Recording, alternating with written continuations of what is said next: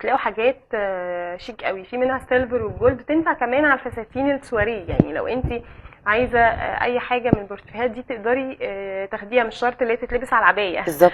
فشيك جدا. لا ما شاء الله، في كولكشن حلو قوي. وعندكم كمان النقاب، شفتوا عندكم كل حاجه خاصه بالشغل. والشيلان، عندي شيلان مطرزه هاندي ميد تحفه، يعني حقيقي بجد هي تحفه، مش عشان انا بس موجوده في المكان. أيوة بس هي قطعه مميزه عندي جدا فعلا. انا شفت الشيلان دي مميزه عندكم لانها مش معروضه في اماكن كتير خاصه بالعبايات. هي بالزبط. خاصه بيكوا انتوا، هي مميزه لان انتوا عاملين منها سيلفر فيها على جولد برضو. شفت الحاجات بالزبط. دي.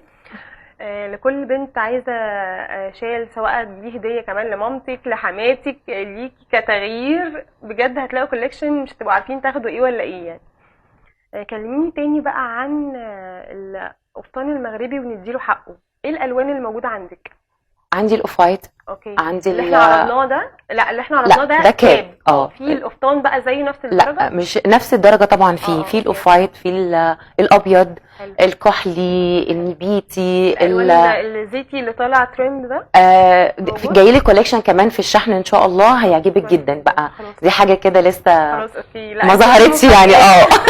حاجه كده لسه ما ظهرتش بقى. طبعا انت عارفه بيبقى الفتره اللي جايه بيبقى فيها عرايس بعد العيد ورمضان وكده، فبنبدا ان احنا بقى بنجهز شغلنا اللي هو بقى عايزين قطعه مميزه، حاجه مختلفه خالص، تبقى انت لابساها اصلا انت عندك ثقه بجد في نفسك. يعني انت ملكه، فلازم تاخدي من عند المكان اللي بجد بيلبس ملكات كتير، لان عندهم قطع مميزه جدا يا بنات لكل عروسه.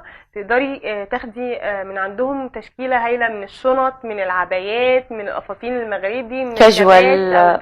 طبعا، والعبايات الكاجوال، الحاجات البيزك، الحاجات البنات اللي هي في الجامعات. أكيد. عندنا حاجات اللي هي بتحب تلبس العبايات اللي هي البسيطه. عندنا حاجات طبعا. لا عندنا حاجات بيزك خالص، بليسيهات، حاجات الجامعه المعتاده، حاجات بتبقى قطعتين اللي هو البيزك وفوقيها الجارجان.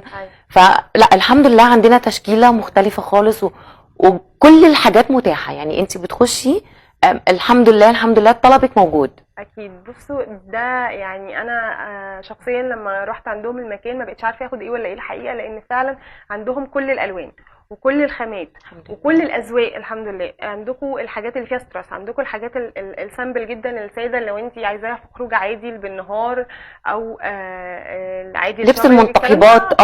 طبعا لبس المنتقبات مش بتحب تلبس حاجه فيها ستريس. عايزه حاجه هاديه، حاجه بسيطه، ده اكيد متوفر عندنا يعني. وينفع على فكره يا بنات